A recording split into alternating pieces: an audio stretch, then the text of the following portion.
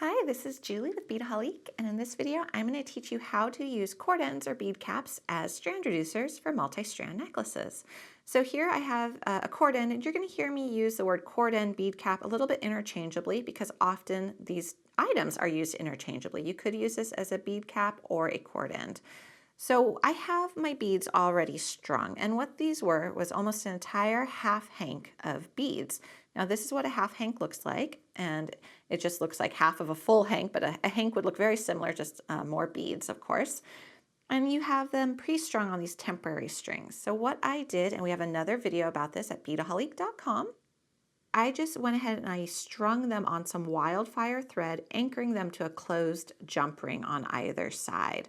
So that's a really nice way of getting them to all be together, and then I just did a little bit of weaving back and forth to make them look a little bit jumbled, which I actually really like that effect, but you could also keep them straight like that.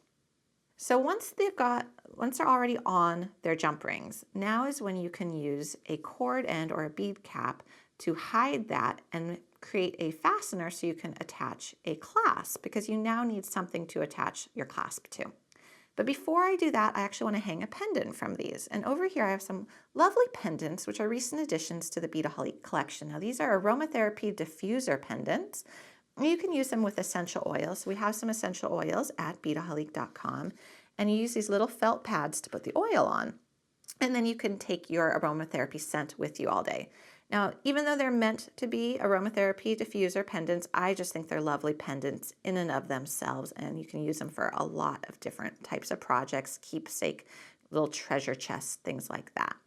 If you are going to use them for aromatherapy, you're going to put a little pad in it. So this is open, and you can cut these pads to any size you want. I just want to show you how pretty that color is going to look inside there.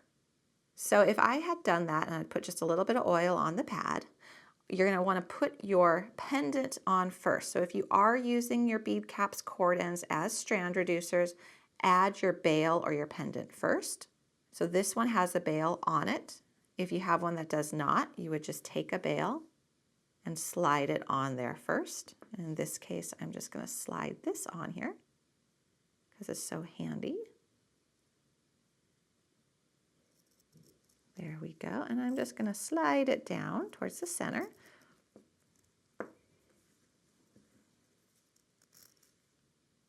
So that is already anchored on, which is nice. Now if you notice my little jump rings, they're gold. Originally I was going to make this necklace in gold, and I was going to use this little guy, but I thought it looked so pretty in silver too. I decided to change, and here's a little tip. It doesn't matter what color your jump ring is because you're going to be concealing it, which is nice.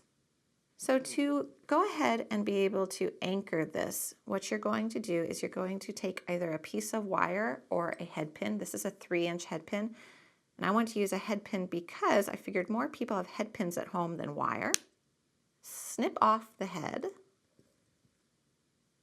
and then what we're going to do is right about 1/2 inch from the end, we're going to make a loop. And I'm using wire looping pliers. Okay, so we got our little loop. Before we close it up and do a little bit of wrapping, we're going to slide this on to the jump ring. And I have a pair of chain nose pliers I'm going to hold that loop with, and I'm just going to do a little wrap. Now you could do a simple wire loop as well, or use an eye pin. That definitely would work, but I really wanted the extra security of a wrap there, just because this is going to be holding my entire necklace together. All right, so after you do that, just trim your tail and feed it up through the hole in your cord end or your bead cap. And you'll notice it's just going to slide right in there. So when you're picking your components, think about how many strands you have of your necklace, and then look at the diameter of the cord end or the bead cap and make sure that they'll fit. It takes a little bit of experimenting sometimes, but that's really a key element when you're planning a project like this. So now that that is in there, and you can see we don't see that gold jump ring at all, I am now going to grab it where it exits and make another loop. And again, I'm going to do a wrapping. Like I said, it doesn't have to be a lot of wraps. I just really want a little bit of extra security here. There we go. Just something simple. And then trim it off. And in this case, because we are going to be seeing this in our finished piece, I'm going to tuck that tail in. So it's nice and neat. And I'm going to do the exact same thing on the other side. So if you do have wire at home, I would just recommend about 3 inches or so. And because you are doing a little wrapped wire loop, if 22 gauge wire would be fine, 21 gauge, a lot of different choices because you are adding that extra security. Okay, again, slip it through here so that that closed jump ring stays at the base there. And it is essential that when you are putting your strands onto the jump ring, that's a closed jump ring. You don't want an open slit, especially if you're doing something like this technique here, where you're using essentially a thread. It's really easy for thread to slip through an open jump ring. Okay, so trim it. And now feed it up through that little piece. And you want to pull. You want it to be nice and tight in there. Again, grab it where it exits.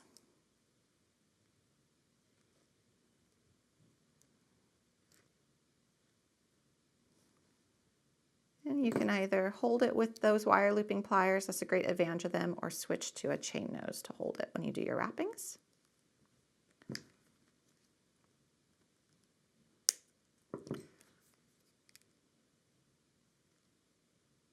Okay, now we're ready to attach our clasp. And I really do like this in silver. It's funny, I don't find too often that you'll find a set of beads, like a collection like this, that looks just as good with silver as gold.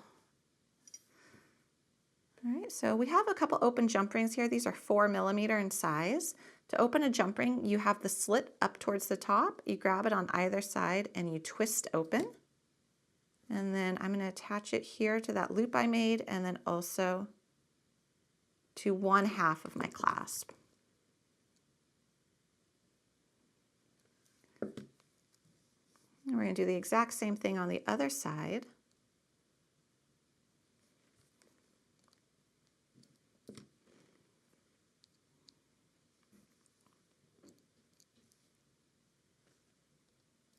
And close it on up.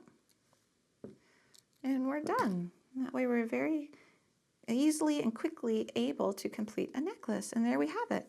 Now you could also have this necklace and use any other type of pendant. This is a really universal technique on using those cord ends bead caps. But I hope you enjoyed this. I hope you enjoyed seeing these little pendants too. I really like them. They were just something unique that I thought would be really pretty with all these seed beads, just to give a little design idea. So if you like this video, please do check out all our other videos on Beadaholique.com as well as on YouTube.